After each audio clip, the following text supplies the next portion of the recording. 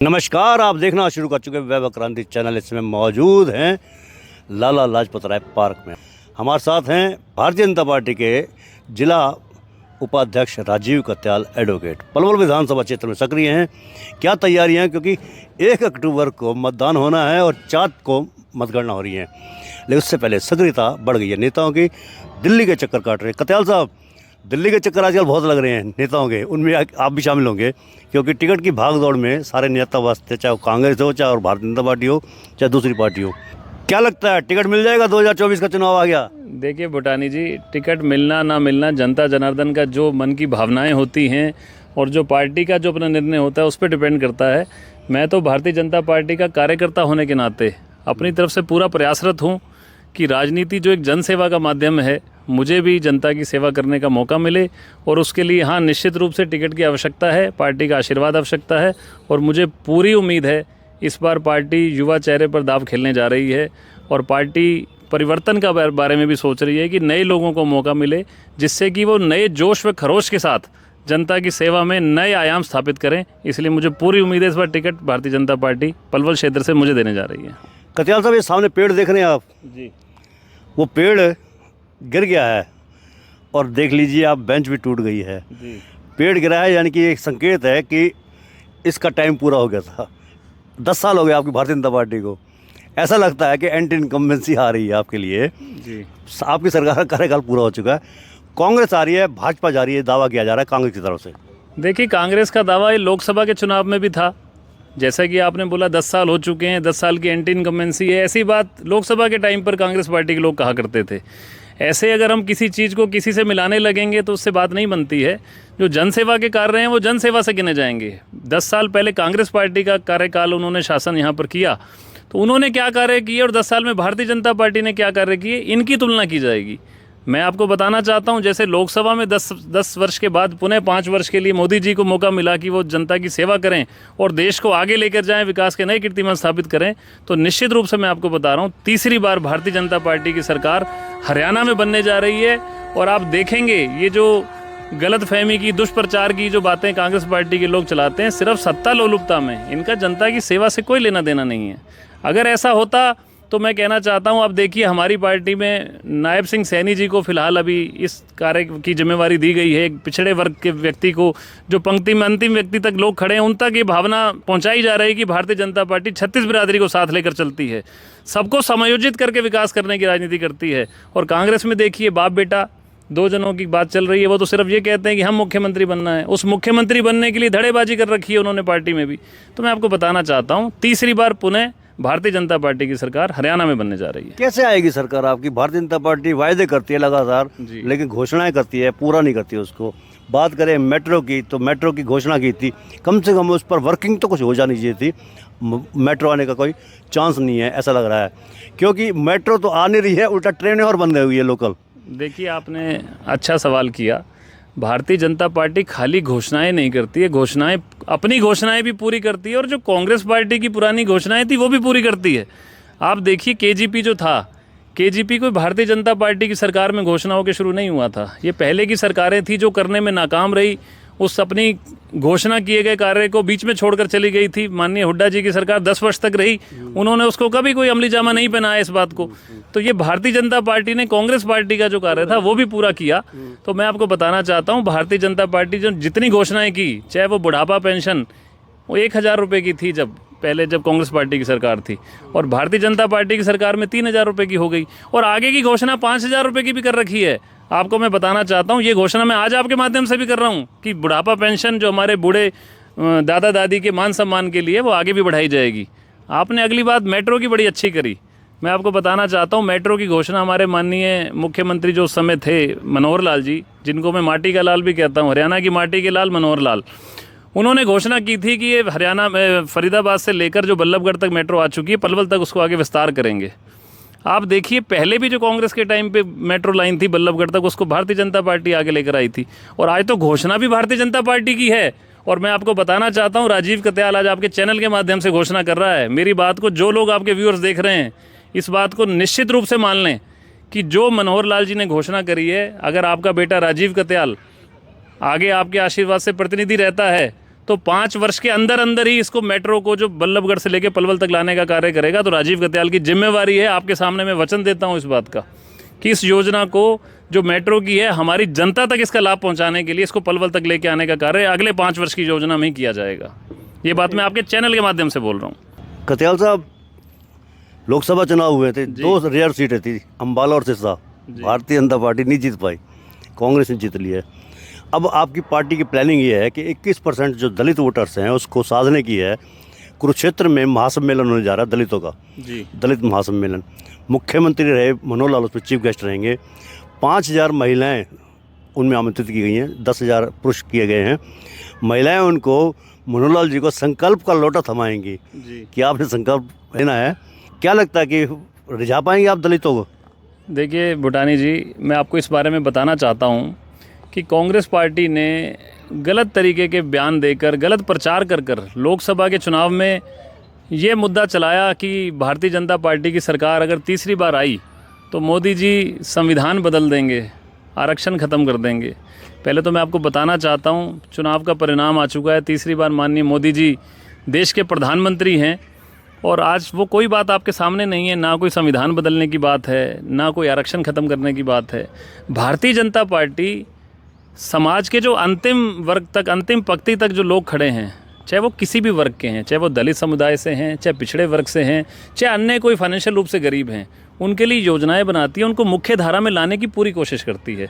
तो जो आप बता रहे हैं कि दलित वर्ग सम्मेलन होने की बात है, हम निश्चित रूप से सतत रूप से ही इस कार्य को करते रहते हैं। अब ये जो लोगों में उमंग है, लोगों ने देखा कि कांग्रेस पार्टी का जो दुष्प्रचार था उसकी वजह से 2 सीट हारी, तो हमारी पार्टी के अंदर भी चिंतन हुआ कि लोगों को जागरूक करने की ज़रूरत है कि कांग्रेस पार्टी के पास अपने कार्य करके गिनाने की कोई बात नहीं है कि हमने क्या कार्य किए, क्या नहीं किए।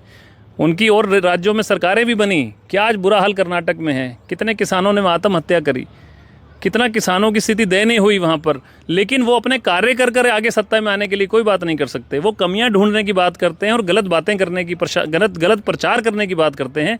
तो ये जो महावर्ग सम्मेलन, आप दलित वर्ग सम्मेलन की बात कर रहे हैं, ये तो लोगों की खुद, जो हमारे दलित समुदाय के हमारे नेता भी हैं, जो और वर्कर्स भी हैं, जो पार्टी की विचारधारा में यकीन रखने वाले लोग हैं, उन सब की इच्छा थी कि ये दुष्प्रचार कांग्रेस पार्टी का, इसका सबके सामने लाना चाहिए, सबको बताना चाहिए कि भारतीय जनता पार्टी ने पिछले 5 वर्ष में भी दलितों के उत्थान के लिए जो कार्य किए। मैं आपको बताना चाहता हूँ, शगुन, विवाह शगुन योजना जो है, जिसपे गरीब बच्चियों की, एससी समुदाय के बच्ची जो हैं, उनके विवाह के समय सरकार 71,000 रुपये देती है। पहले कांग्रेस पार्टी ने कभी नहीं सोचा कि इतनी राशि देनी चाहिए।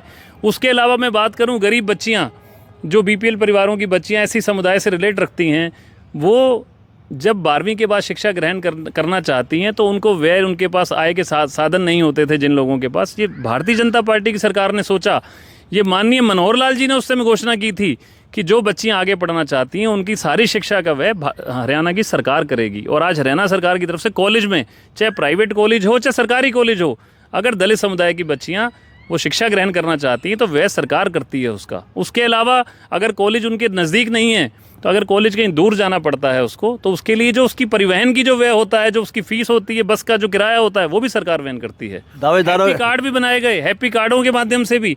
मैं आपकी बात काट रहा हूँ भूटानी जी, मैं एक बात और कहना चाहता हूँ। ये तो पिछले 5 वर्षों की बात रही। अपने क्षेत्र के लोगों के लिए मैं बात कहना चाहूँगा कि अगर राजीव कत्याल को मौका मिला तो अगले 5 वर्ष में हमारे पलवल क्षेत्र में शिक्षा प्रणाली के सुधार करने के लिए भी यूनिवर्सिटी, जैसे हमारे रोहतक में देखिए, जब क्षेत्रवाद की राजनीति हुआ करती थी और जब हमारे हुड्डा जी मुख्यमंत्री थे, सारा का सारा विकास वहीं पर होता था। वहाँ यूनिवर्सिटी भी बनी हुई है। हिसार में देखिए 3-3, 4-4 यूनिवर्सिटी हिसार में हैं। चौधरी चरण सिंह यूनिवर्सिटी हो, चाहे कृषि विश्वविद्यालय वहाँ पर हो, गुरु जम्बेश्वर विश्वविद्यालय वहाँ पर हो, और सिरसा में भी यूनिवर्सिटी चौधरी देवीलाल की उसमें खुली थी उनके नाम से। तो मैं बताना चाहता हूँ, पलवल में भी यूनिवर्सिटी की एक आवश्यकता है, जिससे कि हमारे बच्चे उच्च शिक्षा ग्रहण कर पाएँ और अपने क्षेत्र में रहकर कर पाएँ। तो अगले 5 वर्ष में राजीव कत्याल का पहला प्रयास रहेगा कि मेट्रो लाने के बाद यहाँ पर यूनिवर्सिटी लाई जाए, जिससे बच्चों को शिक्षा का भी पूरा साधन यहाँ पर मिले। और रोजगार के लिए मैंने पहले ही घोषणा की हुई है, IMT स्थापित करने के लिए हमारे यहाँ पर जो इंफ्रास्ट्रक्चर की व्यवस्था है, पूरे हरियाणा में सबसे बेहतरीन व्यवस्था पलवल में है। और ये भारतीय जनता पार्टी के परिणाम से ही, उनके कार्यों के परिणाम से है। अब जो उसमें IMT लाना है जिससे औद्योगिकीकरण हो, हमारे युवाओं को रोजगार मिले, वो भी मेरी प्राथमिकता में रहने वाला है सबसे आगे। अगर आप को टिकट मिलती है, आपने जैसे कहा है जी। लेकिन आपके लिए खतरे की घंटी ये है, दावेदार जितने भी हैं, जी कृष्णपाल गुर्जर केंद्रीय मंत्री फरीदाबाद में वैश्य सम्मेलन में जाते हैं और कहते हैं कि 9 विधानसभा क्षेत्र में 2 का कोटा है वैश्य समाज का, वो पहले भी दिया है और आगे भी देंगे। जी 2 का मतलब नरेंद्र गुप्ता विधायक हैं और दीपक मंगला पलवल से, जी। यानी कि इनकी टिकट फाइनल कर दी है। देखिए, जो हमारे केंद्रीय मंत्री बड़े सीनियर नेता हैं, उन्होंने कोई बात कही सोच समझ के कही होगी, लेकिन मैं आपको साथ में ये भी बताना चाहता हूँ, ये केंद्रीय हमारा जो पार्लियामेंट्री बोर्ड है उसका काम है टिकट बांटना। हो सकता है उनको कोई बात ऐसी लगी हो सकता है 2 टिकट की जो उन्होंने बात करी वो फरीदाबाद में ही पूरी हो जाए, हो सकता है तीसरी भी मिल जाए, ऐसी कोई बात नहीं। जो योग्य लोग हैं पार्टी उनको आगे बढ़ाने की बात करती है। यहाँ जाति पाति की राजनीति भारतीय जनता पार्टी कम से कम नहीं करती, ये काम तो कांग्रेस पार्टी का है। अभी आपने देखा होगा कांग्रेस ने पंजाबी सम्मेलन किया, अभी एक आपने देखा कि अभी पीछे करनाल में हुड्डा जी के, जिसमें मुख्य अतिथि हुड्डा जी रहे, एक करनाल में पंजाबी महासम्मेलन की बात की गई। मैं कहता हूँ पंजाबी सम्मेलन वो पार्टी कर रही है जिसने पंजाबियों की दुर्गति हरियाणा में कर दी। मुझे कहते हुए बिल्कुल कोई संकोच नहीं है, ये वो पंजाबी समुदाय पुरुषार्थी समाज है। जब विस्थापित हुए थे, पाकिस्तान जब बना था नया, भारत के 2 टुकड़े हुए, सब कुछ अपना छोड़कर जब यहाँ पर भारत में आए, अपना देश की वो हिंदू राष्ट्र में रहना चाहते हैं, उनकी विचारधारा अपने धर्म के प्रति जो उनका भाव था वो सबसे ऊपर था, इतनी यातनाएं सहने के बाद भी यहाँ पर आए। अब जब उनको हिस्सा देने की बात होती है, कांग्रेस पार्टी ने पंजाबी समुदाय को, जो पहले 17 जिनके मंत्री एमएलए बन के आया करते थे, 1982 में पंजाबी समुदाय के 17 एमएलए बने थे। आपको ज्ञात होगा, अगर आप बड़े बड़े सारे शहरों से गिनते आएंगे तो सब पंजाबी एमएलए हुआ करते थे। मैं ये मानता हूँ लोकतंत्र है, जो योग्य लोग होंगे वो आगे आएंगे, 17 हों चाहे 7 हों चाहे 2 हों चाहे 10 हों, कितने भी एमएलए आए योग्यता से एमएलए बनेंगे। लेकिन मैं कांग्रेस पार्टी की मंशा की बात करता हूँ। कांग्रेस पार्टी ने पिछले चुनाव में 2019 में हरियाणा में केवल हुड्डा जी के नेतृत्व में जो चुनाव लड़ा गया, उसमें केवल 2 पंजाबी समुदाय से केवल 2 लोगों को टिकट मिली। एक अशोक अरोड़ा जी को टिकट दी गई कुरुक्षेत्र से, और 1 टिकट इन्होंने इसके अलावा और दी, सिर्फ 2 टिकट इन्होंने दी। मेरे को कहना चाहिए कि बड़ा खेदजनक बात है कि ये पंजाबी समुदाय के साथ ही क्या भावना रखते हैं, क्या सौतेला व्यवहार रखते हैं, ये तो कांग्रेस पार्टी का सबके सामने है। और इस आने वाले चुनाव में आपको दिख भी जाएगा किस प्रकार पंजाबी समुदाय, इनके जो दोगला चेहरा है, ये बातें कुछ और करते हैं और इनकी कार्यशैली अलग है, वो सामने आ जाएगी। भारतीय जनता पार्टी ने माननीय मनोहर लाल जी के नेतृत्व में एक इतना सभ्य व्यक्ति, इतना जो जनता की हितों को पोषित करने वाला व्यक्ति, ऐसा व्यक्ति हरियाणा का मुख्यमंत्री भी बनाया। तो ये सब बातें सबके सामने हैं। भूटानी जी, बम्पर जॉइनिंग बहुत हो रही है करण सिंह दलाल के खेमे में, लगातार रोज ही आए दिन पोस्ट डालते हैं। दलाल साहब की जो समर्थक हैं जी, उनके पेज पर पोस्ट डली होती है। आज इतने लोगों ने शामिल हो गए, आज इतने शामिल हो गए, कई पार्षद चले गए उनके साथ, सरपंच भी जा रहे हैं, पूर्व सरपंच भी जा रहे हैं। भारतीय जनता पार्टी को लगातार खतरा दिखाई दे रहा है अब, क्योंकि उनसे विमुख होकर जा रहे हैं। देखिए, ये जो जा रहे हैं ये एक राजनीति के तहत सब कुछ हो रहा है। लोग भारतीय जनता पार्टी से आज भी नाराज़ नहीं हैं। भूटानी जी, मैं आपको बड़ी अपने दिल की बात से बता रहा हूँ आपको कि भारतीय जनता पार्टी में लोगों का आज भी पूरी आस्था है। लोग मोदी जी के नेतृत्व में और माननीय नायब सैनी जी जो बने हैं हमारे मुख्यमंत्री, और मनोहर लाल जी जो पहले 9.5 वर्ष तक रहे, उनके नेतृत्व में लोगों की आज भी आस्था है। ये कुछ जगह कुछ प्रतिनिधि हैं जो जनता की पूरी बातें या तो समझ नहीं पाए, या उनको एहसास नहीं हुआ कि जनता उनसे क्या चाहती है, या अधिकारियों पे पूरा अंकुश लगाम नहीं लगा पाए। इस वजह से कुछ लोग ऐसे हताश हैं जो दल बदल कर रहे हैं, और चुनाव के समय दल बदल चला भी करता है। लेकिन अगर आप इसकी पूरी व्याख्या करेंगे कि जो लोग उनके पास जा रहे हैं कांग्रेस पार्टी में, उनमें से आधे लोग तो पहले ही कांग्रेस में थे। पिछले चुनाव को अगर आप देखेंगे कि पिछले 2019 के चुनाव में वो लोग जो आज दिखाया जा रहा है कि वो कांग्रेस ज्वाइन कर रहे हैं, वो पहले कहाँ थे? वो पहले भी कांग्रेस में ही थे। ये तो सिर्फ अपना दिखाने के लिए लोगों में, मैं कह रहा हूँ ना, कांग्रेस पार्टी भ्रामक राजनीति करती है, दुष्प्रचार करती है। वो सिर्फ अपना प्रचार लेने के लिए उन लोगों को दिखा रहे हैं। उनमें से बहुत सारे लोग हैं, मैं नाम नहीं लेना चाहता, जो पिछली बार भी उनके साथ थे। लेकिन मैं आपको एक बात और बताना चाहता हूँ, आपके चैनल के माध्यम से बता रहा हूँ ये बात, सारे आपके दर्शक भी देख रहे हैं, बहुत लोकप्रिय चैनल है आपका। जिस दिन राजीव कत्याल पलवल से भारतीय जनता पार्टी का कैंडिडेट डिक्लेयर कर दिया जाएगा, आप देखेंगे इनमें से बहुत सारे लोग जो चले गए वो वापसी आ जाएंगे, दोबारा भारतीय जनता पार्टी की नीतियों में अपनी आस्था प्रकट करेंगे। और उस समय आप और हम एक बार दोबारा बात करेंगे। जैसे पहले मैं आपसे कहा करता हूं कि रिजल्ट से पहले मैं आपसे हमेशा बात करता हूं, और रिजल्ट आने के बाद अपनी बात जब पूरी होती है मैं आपको फिर बताता हूं। अब जब चुनाव में राजीव कत्याल जनता का प्रत्याशी होगा भारतीय जनता पार्टी की तरफ से, तो कांग्रेस पार्टी की तरफ जो लोग कुछ रखते भी दिख रहे हैं, वापसी आपको दोबारा भारतीय जनता पार्टी में आते दिखेंगे। तो ये थे हमारे बीच में पलवल विधानसभा क्षेत्र में सक्रिय है भारतीय जनता पार्टी के जिला उपाध्यक्ष राजीव कत्याल एडवोकेट। उन्होंने दावा किया है कि अगर उन्हें पार्टी टिकट देती है तो जो करण सिंह दलाल के खेमे में लोग जा रहे हैं लौट कर पलट कर वापस आ जाएंगे। इसके साथ अन्य समुदाय के लोग भी उनके साथ जुड़ेंगे। बहरहाल उनके दावों को आपने सुना।